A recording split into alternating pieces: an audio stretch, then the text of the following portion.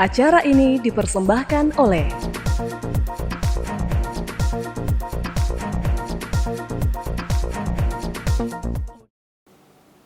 Halo pemirsa Unas TV, senang sekali saya Andrea Reren Karina dapat kembali menjumpai Anda dalam Unhas Daily. Dalam beberapa menit ke depan kami akan menyajikan berita-berita terpercaya hanya untuk Anda. Pemirsa, sakit gigi pada anak bukan sekedar menyebabkan rasa tidak nyaman. Kondisi ini juga dapat mempengaruhi pertumbuhan dan perkembangan anak, baik dari segi fisik maupun kualitas hidupnya. Simak laporan berikut.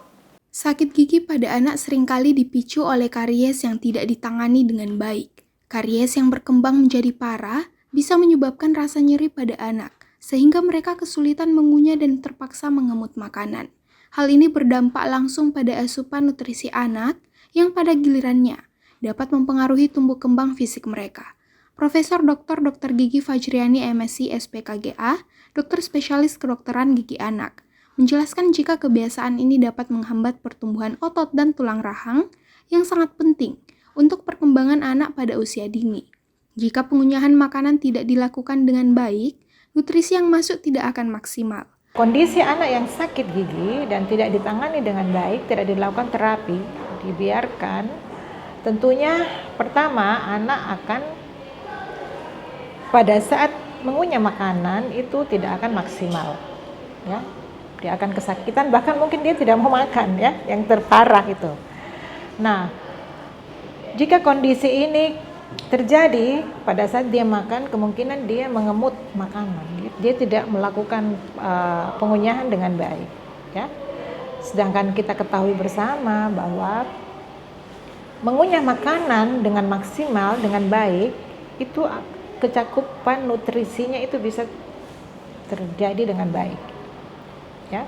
Jadi walaupun kondisi karena kalau dia mengemut, kondisi dalam rongga mulutnya pun juga sangat berpengaruh, terutama terhadap otot dan perkembangan dari rahangnya.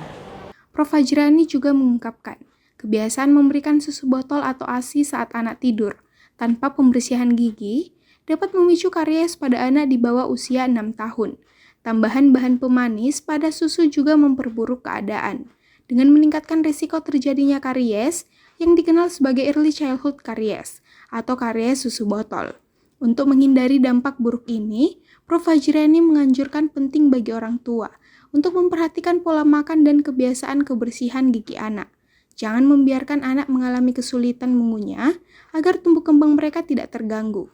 Juga menjaga asupan nutrisi dan kesehatan gigi sejak dini merupakan langkah penting untuk mendukung pertumbuhan optimal anak. Feni Septiani Sumual, Unhas TV. Ikan kaleng diusulkan sebagai bahan baku utama dalam program makan bergizi gratis pemerintah. Seperti apa tanggapan ahli gizi dari Universitas Hasanuddin? Berikut liputannya untuk Anda. Kementerian Kelautan dan Perikanan KKP mengusulkan ikan kaleng sebagai bahan baku utama dalam program makan bergizi gratis Presiden RI Prabowo Subianto. Dilansir dari CNN Indonesia, Direktur Jenderal Penguatan Daya Saing Produk Kelautan dan Perikanan (PDS PKP) Budi Sulistyo menyatakan, usulan ini diberikan karena tak semua masyarakat bisa mengakses ikan segar. Terkait usulan tersebut, Guru Besar Fakultas Kesehatan Masyarakat Universitas Hasanuddin Makassar, Profesor Dr. Feni Haju MSc PhD, turut memberikan tanggapannya.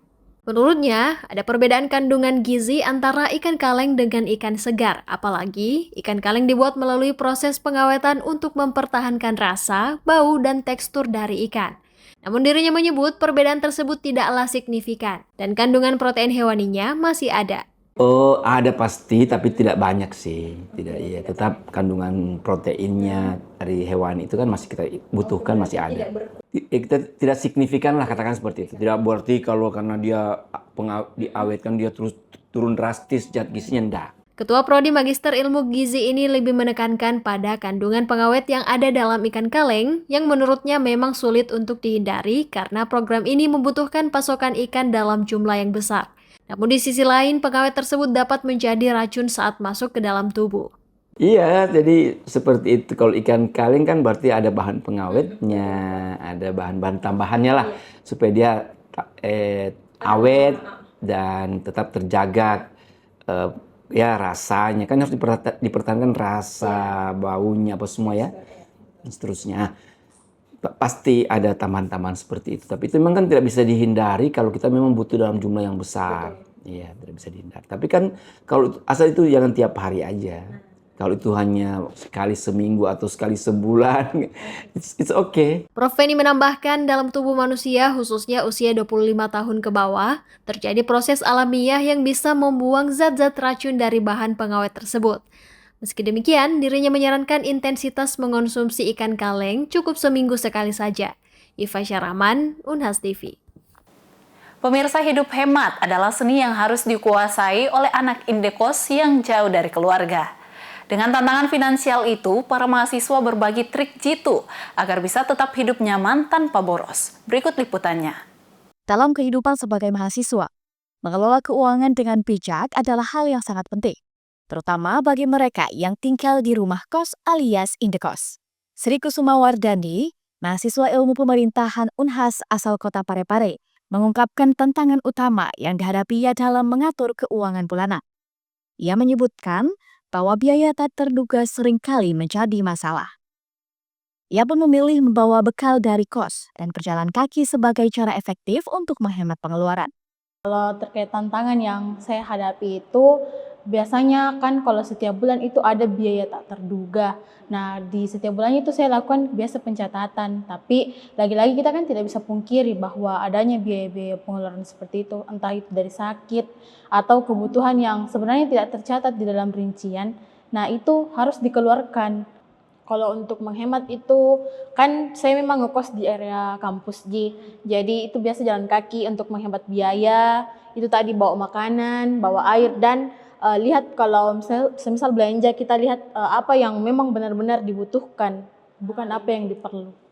Tidak hanya Sri, Kayla Hairunisa, mahasiswa teknik sipil asal Kabupaten Baru juga membagikan tips hematnya. Kayla menyebut jika memasak sendiri sangat penting bagi anak kos. Dirinya juga merekomendasikan aplikasi pengelolaan uang untuk membantu mencatat keuangannya. Kalau saya itu biasa bawa bekal ke kampus.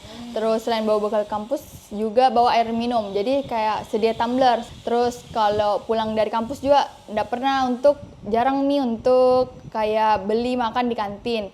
Jadi kuusahakan untuk kalau pulang kampus langsung pulang dan memasak sendiri.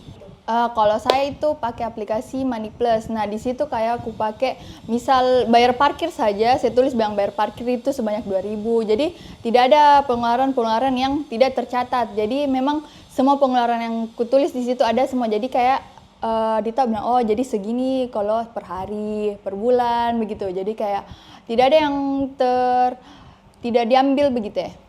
Dengan berbagai pengalaman dan strategi mereka, Sri dan Kayla memberikan gambaran yang jelas tentang bagaimana anak indekos dapat mengelola keuangan dengan bijak dan tetap hidup hemat tanpa mengorbankan kebutuhan sehari-hari. Diska Fraja, Unhas TV. Pemirsa, maskapai penerbangan nasional Kenya memproduksi bahan bakar solar yang dibuat dari limbah plastik guna menjalankan kendaraan bermotor di bandara.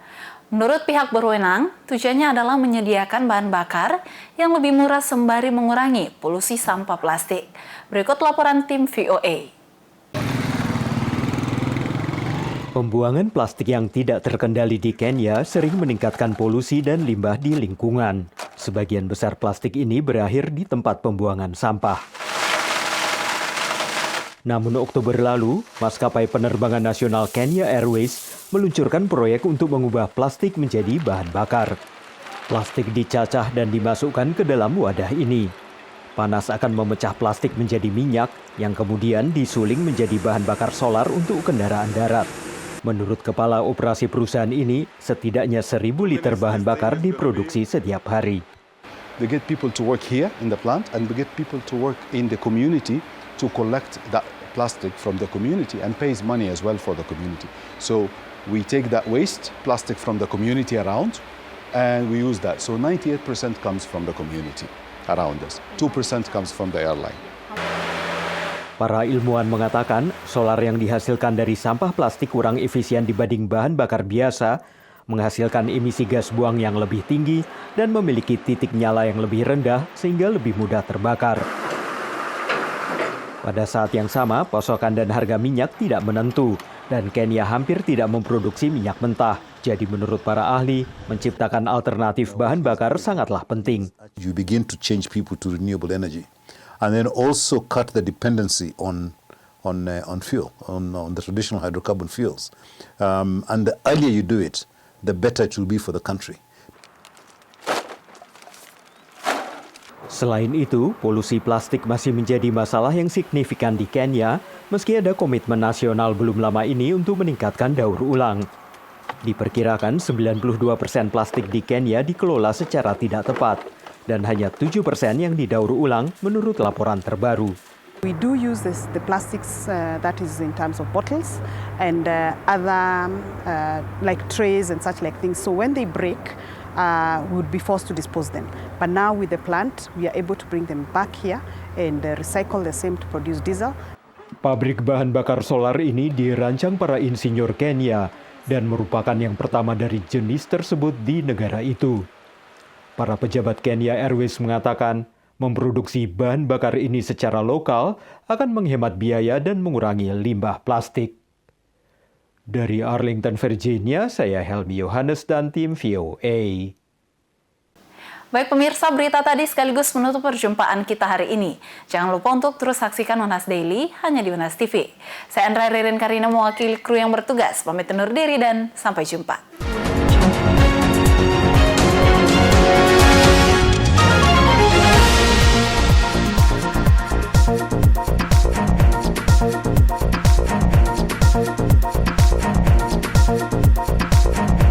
Thank you.